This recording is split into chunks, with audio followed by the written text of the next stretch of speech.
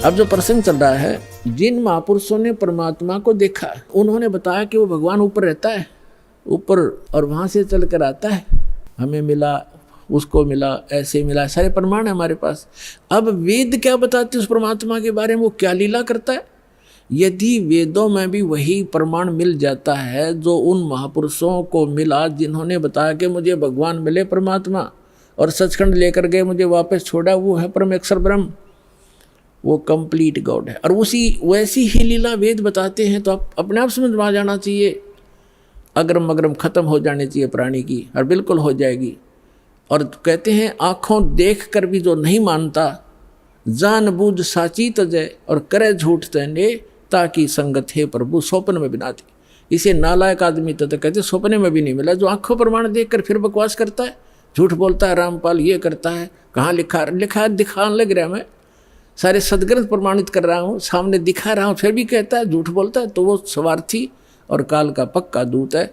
उस व्यक्ति का मुंह नहीं लागना चाहिए, उसकी बात नहीं सुननी चाहिए अपना सफल होने के लिए। आप जी को इतना स्पष्ट हुआ कि परमात्मा जब शिशु रूप धारण करके आता है दूसरी सतिथि में, 3 प्रकार से हमारा धारण पोषण करता है, हमारा कल्याण करने के लिए 3 प्रकार के शरीर में वो लीला करता है। एक तो सतलोक में रहता है, वहाँ तो बहुत तेजों में शरीर है, वहाँ से हल्का तेजपन रूप बना करके, और दूसरे सतिथि में एक शिशु रूप धारण करके प्रत्येक युग में परमात्मा मिलते आते हैं, ऐसा लीला करते हैं। उनकी यही लीला परवरिश की लीला कुंवारी गांव से ही होती है। और तीसरी स्थिति में वो महात्मा साधु संत का रूप बना के कभी भी कहीं प्रकट हो जाते हैं और अपनी अच्छी आत्माओं को मिलते हैं, उनको ज्ञान समझाते हैं। उनके विषय में आपको बहुत बार बताया है कि किन किन महापुरुषों को वो मिले हैं, और उन्होंने फिर बताया कि हमको परमात्मा मिले अनंत कोट ब्रह्मांड का एक रति निभार, और सतगुरु पुरुष, पुरुष माने परमात्मा भगवान कंप्लीट गॉड कबीर हैं, कुल के सृजनहार। अब वेद क्या बताते हैं परमात्मा की महिमा, क्योंकि परमेश्वर ने कहा कि वेद मेरा भेद है, मैं ना मिलूँ वेदन के माही, और जौन वेद से मैं मिलूँ वो वेद जानते नहीं, कि वेद मेरा भेद है, मेरी महिमा का गुणगान करता है वेद। लेकिन वेदों में वर्णित विधि से मैं मिल नहीं सकता, मेरी महिमा तो कंप्लीट है। लेकिन जिस वेद से, वेद माने ज्ञान से, तत्व ज्ञान से मैं मिलूँ, वो ये चारों वेद जानते नहीं, इनमें वो ज्ञान नहीं है। उसका ज्ञान स्वयं ही परमात्मा ने आके बताया। अरिविश दास को भेज रखा है, लाभ उठाओ प्राणियों। ये देखो, अब आपको ऋग्वेद दिखाते हैं। ये है ऋग्वेद। ये कहाँ से प्रकाशित है? सार्वदेशिक कार्य प्रतिनिधि सभा, महर्षि दान भवन, रामलीला मैदान, नई दिल्ली से। ये कौन इसके भाषा, आर्य भाषा ये मुद्रक है। कमाल की बात है कि जो व्यक्ति परमात्मा को निराकार बताते हैं कि वेदों में निराकार लिखा, वो अनुवाद कर रहे हैं। कैसी अद्भुत लीला उस परम पिता की पुण्यात्माओं आप पर रहम कर रखा है। यदि इन वेदों में ये ना लिख रखा होता, अनुवाद नहीं कर रखा होता इन्हीं के द्वारा, तो ये कभी भी आपको ऊपर नहीं आने देते कि रामपाल दास साची कह रहा है। लेकिन वो तो अन्य प्रमाण बहुत से देता दास, और भगवान जो लीला करता वो करके दिखाते, प्रमाणित हो जाता। लेकिन और ज़्यादा समय लग जाता, ये भ्रमित करने वालों का दाव लगा रहता। अब इनका दाव कति समाप्त हो गया। इन्होंने अपने कर कमल से अनुवाद कर रखा। अनुवाद सही है, उनकी सोच गलत है, उनका अनुभव गलत है। महर्षि दानंद ने सत्यार प्रकाश नामक एक पुस्तक का निर्माण किया है, रचना की है। उसमें उन्होंने स्पष्ट लिखा है कि मैंने इस पुस्तक का निर्माण वेदोनुसार किया है, वेदों के प्रमाणों को हल्का सरल करके लिखा है। और उसमें स्पष्ट है कि वेदों के विपरीत ज्ञान है सारा। महर्षि दानंद और उसके सारे चेले परमात्मा को निराकार बताते हैं, उसका कोई स्थान नहीं है, वो एक देशीय नहीं है, एक स्थान पर नहीं रहता। और देख वेद क्या बताते हैं, वो एक देशीय है, भवनों के सब लोकों के ऊपर के स्थान पर रहता है, और वहाँ विराजमान है, धूलोक के तीसरे पृष्ठ पर रहता है, एक देशीय है। तो ये महर्षि दानंद का कंप्लीटली अज्ञानी आदमी था पूर्ण रूप से, और उसी अज्ञान के आधार से उनके द्वारा भ्रमित आर्य समाज है। दास का उद्देश्य किसी की निंदा करना नहीं, केवल आपको सही दिशा देना उद्देश्य रखता हूँ कि आपके समझ में आया नहीं, ना इन ऋषि महर्षि इन ब्राह्मणों का समझ में आया, इस दास पर दया करी, इसका पूरा मानव समाज लाभ उठाओ, सबका कल्याण होगा, हमने किसी से द्वेष नहीं। ये देखो ऋग्वेद मंडल नंबर 9 सूक्त 86 और मंत्र नंबर 26 पढ़ेंगे। इसमें लिखा है कि यज्ञ करने वाले यजमानों के लिए परमात्मा, यज्ञ माने धार्मिक अनुष्ठान, करने वाले यजमान माने भक्त, साधना करने वाले साधकों के लिए परमात्मा सब रास्तों को सुगम करता हुआ उनके विघ्नों यानी संकटों को मर्दन करता है, नष्ट करता है, उनको पवित्र करता हुआ और अपने रूप को सरल करता हुआ। क्योंकि सतलोक में परमात्मा का रूप आपको बताया दास ने कि बहुत तेजों में है। अगर वो एज इट इज आ जाए यहाँ पर उसी तेजो युक्त शरीर से, जिसके एक रोमकूप में करोड़ सूर्य करोड़ चंद्रमा मिला दे, इतनी रोशनी तो हमारी चरम दृष्टि नहीं दे सकती। हम तो एक सूर्य को नहीं देख सकते, और वो तो करोड़ों सूर्य एक रोमकूप में इतना प्रकाश इतनी चंद्रमा मिला दे। तो इसलिए परमात्मा अपने रूप को सरल करके आते हैं। जैसे एक कक्ष में, कमरे में 1000 वाट का ट्यूब है, 500 की है, 100 की है और एक 0 की भी है, या 10 वोल्टेज की है। सब बंद करके एक 10 वाट की चालू कर दी या 5 वाट की, तो जितना आवश्यक प्रकाश उससे है वो हो गया, बाकी वो है विद्यमान लेकिन वो प्रकाश ऑफ कर लिया। ऐसे वो परमात्मा का जो शरीर है इतना नूरी है, उसको कम करने के लिए वो अपने उस ऐसे स्विच ऑफ करके ओनली सिंपल सा प्रकाश युक्त शरीर यहाँ रख लेते। तो उसका प्रमाण यहाँ देखिएगा, ये पढ़ रहे हैं ऋग्वेद मंडल नंबर 9 सूक्त 86 मंत्र 26 पढ़ रहे हैं, 86 का 26। अपने रूप को सरल करता हुआ, अपने रूप को शरीर, अपने रूप को सकल को सरल करता हुआ वह कांति में परमात्मा। ये देखो इन्होंने यहाँ गड़बड़ी कर दी।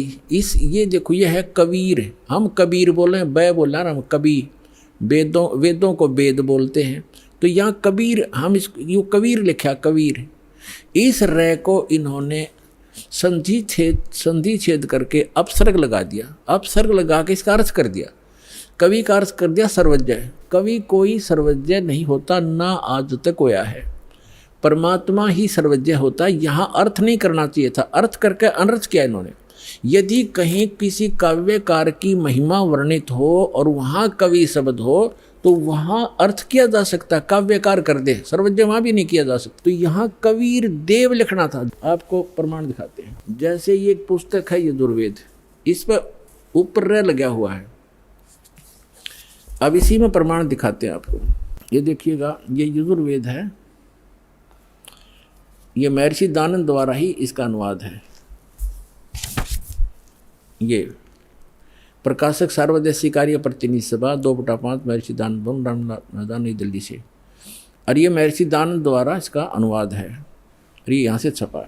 इसके हम आपको ले चलते हैं 36वें अध्याय के, यह 60-30 अध्याय यानी 36वां अध्याय, 36 60-30 36 36 36।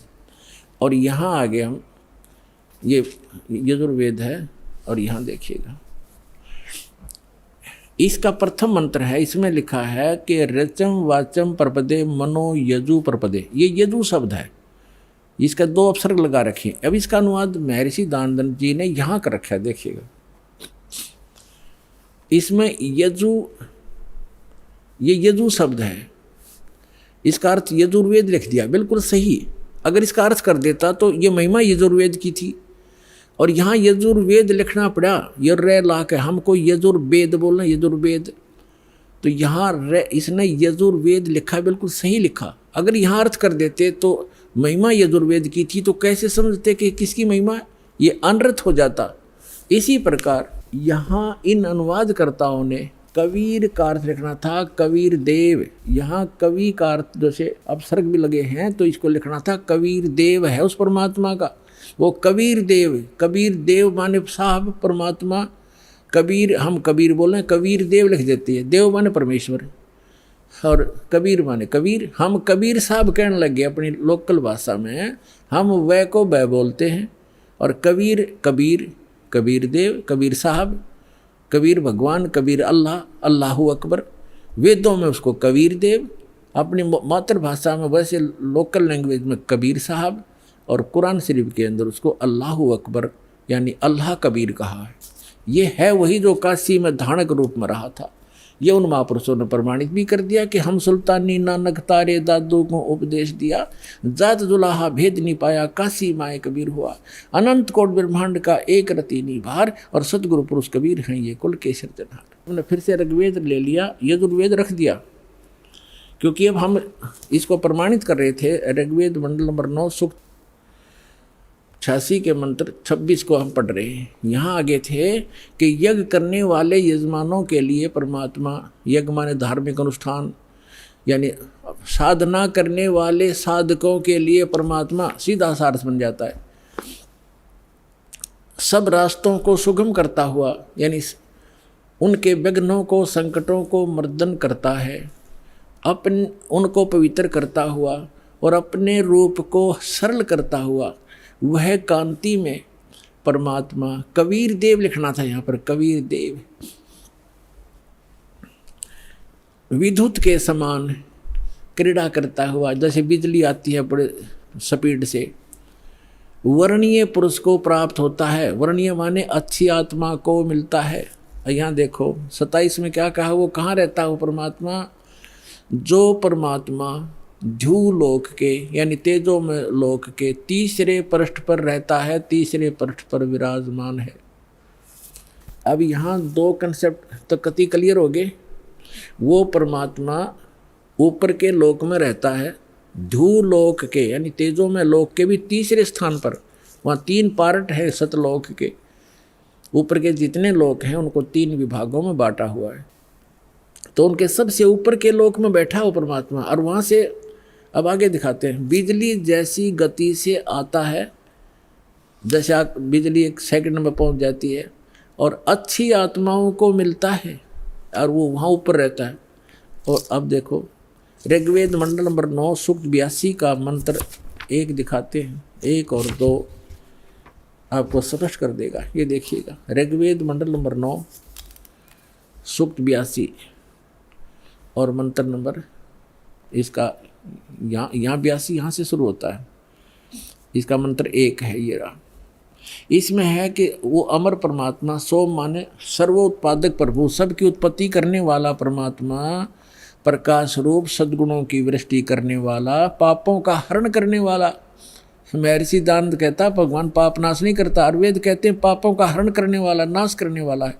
राजेव, राजा के समान राजेव। ये देखना हम 269 पृष्ठ पर पढ़ रहे हैं, नहीं तो कहेंगे दूसरा पृष्ठ बदल गया होगा। अब 270 पे दिखाते हैं आप, ये 270 राजा के, तो उधर पढ़ दिया समान, राजा के समान दर्शनीय है, दसम देखण योगा है, राजा के समान है देखने में। पृथ्वी आदि लोक लोकांतरों के चारों ओर शब्दमान हो रहा है। वह है वर्णीय पुरुष को, अच्छे आत्मा, अच्छे भगत को, अच्छे व्यक्ति को, जो दृढ़ भक्त है, जो दृढ़ भक्त है, जो पक्के भक्त है, उनको पवित्र करता हुआ प्राप्त होता है, उनको मिलता है।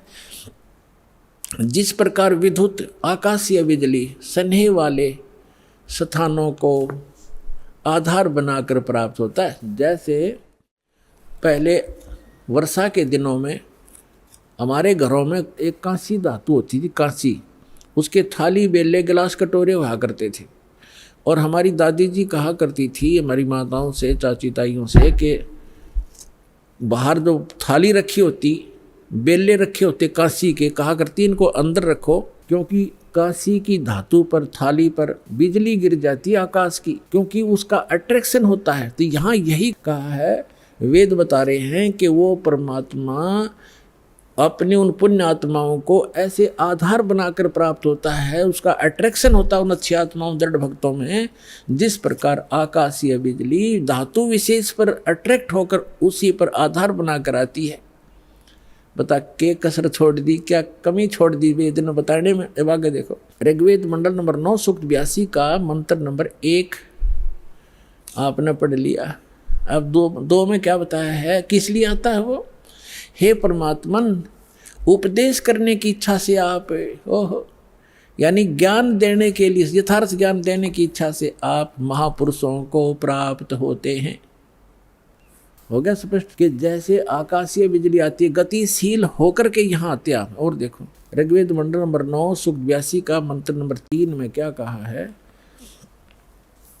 पवित्र यज्ञों में रक्षा से आप प्राप्त होते हैं, पृथ्वी आदि लोकांतरों में गति करते हुए, सर्वव्यापक नहीं, आप है गति करते हुए, ये गलत लिखा है, इन अपनी सोच थोड़ी अड़ाई है। आप माने आप स्वयं गतिशील होकर विराजमान होते हैं। है आप स्वयं गतिशील होकर वहाँ से चल कर आते हो, ऊपर धूलोक के तीसरे पृष्ठ में रहते हैं, वहाँ से गतिशील होकर के आप हमारे यहाँ पर आते हो, अच्छी आत्माओं को मिलते हो। अब और ऋग्वेद मंडल नंबर 9 और सूक्त नंबर 54 का मंत्र नंबर 3 दिखाते हैं, देखिएगा। ऋग्वेद मंडल नंबर 9 सूक्त 54 का और मंत्र नंबर 3 है।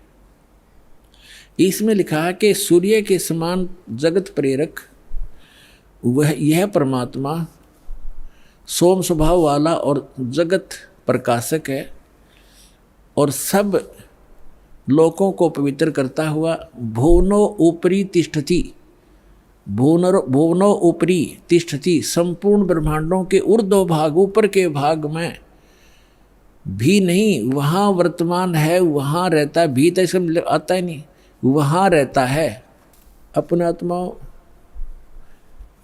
ऋग्वेद मंडल नंबर 9 सूक्त 20 और मंत्र नंबर 1 में क्या बताया है, ऋग्वेद मंडल नंबर 9 सूक्त 20 मंत्र 1 में, यो 20 मंत्र 1 में वह परमात्मा, यहाँ लिखना कबीर देव, ये कवि नहीं, ये कबीर देव, ये ऊपर लिखा कबीर देव, इस रे को इन्होंने यहाँ कबीर लिखना था, कबीर देव, वो कबीर परमेश्वर मेधावी, यहाँ लिखना कबीर परमेश्वर है, वह परमात्मा कबीर देव है, कबीर परमात्मा वह कबीर देव है जो सबका रक्षक है, विद्वानों की तृप्ति के लिए ज्ञान को देता है।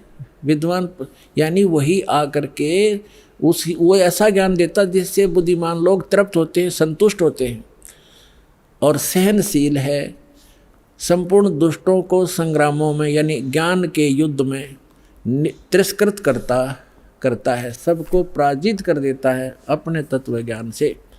अब आज इतना ही इन सद्ग्रंथों से हमने लेना था।